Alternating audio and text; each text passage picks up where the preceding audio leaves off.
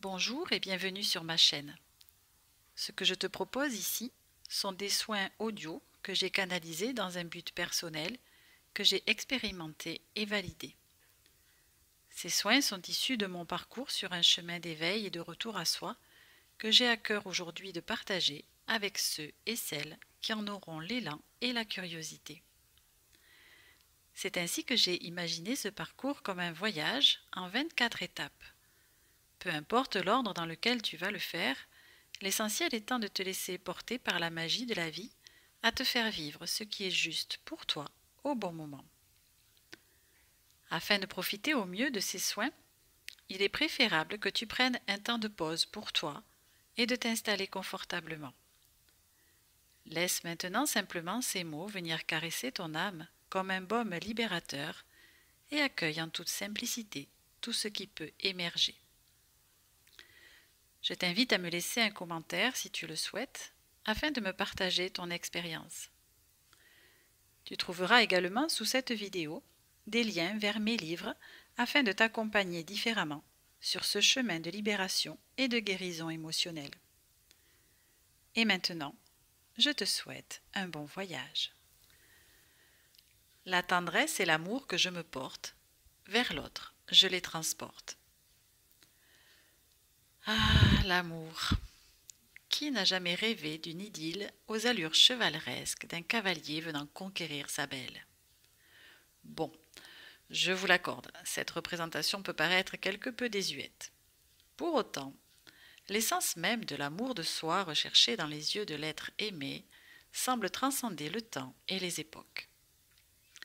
Mais que cherche-t-on dans le regard de l'autre? N'est-ce pas la validation d'une dignité à être aimé? Pourquoi rechercher à travers l'autre, quel qu'il soit, cette reconnaissance et ce droit à l'amour? Certainement parce que nous n'en éprouvons pas suffisamment pour nous-mêmes.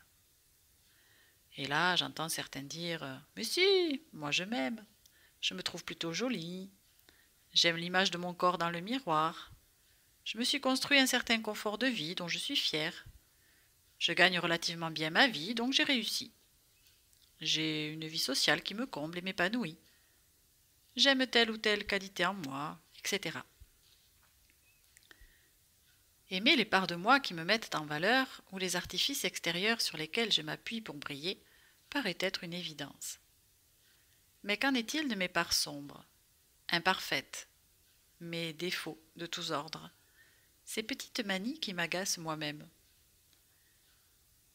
Et si le reflet de moi à l'extérieur n'existait plus, m'aimerais-je autant qu'à cet instant? Et ces imperfections sur lesquelles je grogne chaque jour et qui détournent mon regard de moi-même, est-ce que je les aime aussi? Quant à mes pensées et mes paroles à mon égard, sont-elles chaleureuses et bienveillantes, y compris lorsqu'une difficulté se présente à moi? Ai-je des mots tendres et encourageants envers moi face à un obstacle ou une épreuve, passer la colère et la frustration? Ou n'ai-je de cesse de me dénigrer, voire de m'insulter? Est-ce que je suis bon et tendre avec moi-même lorsqu'une émotion telle que la colère, la tristesse ou le désarroi m'assaille? Est-ce que j'écoute suffisamment pour faire le plus souvent des choix en lien avec mes aspirations les plus profondes? Ou fais-je passer les besoins des autres avant les miens, même au détriment de mon bien-être ou de mes valeurs? Est-ce que je me permets d'adapter le plus possible mon rythme de vie à celui des besoins de mon corps afin de le ménager si nécessaire?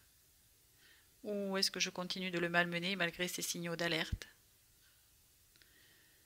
Est-ce que je prends le temps de créer les occasions autant que besoin, de faire des activités qui me procurent de la joie, de la détente, du rire?